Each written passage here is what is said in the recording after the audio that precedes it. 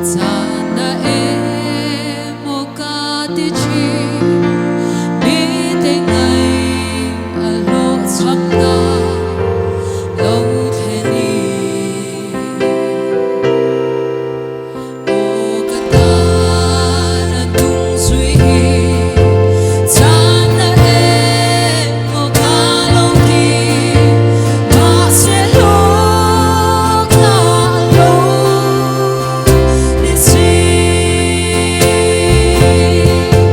sana re nga om to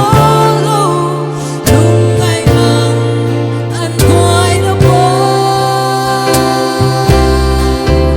ama em kan tim po cha dam chu ka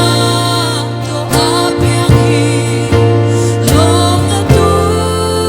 ni lo ni si har sat mang an quay na tin từ con miền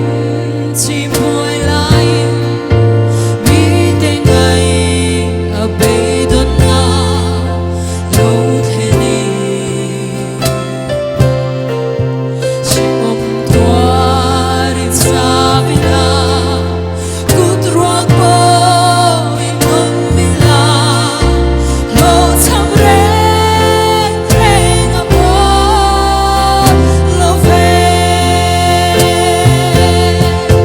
cha na reng à om to lo lung ngay mang an đôi na bò ama em kan tin po cha kam chu ka to apiang hi long na tu ni lo ni si Kalvari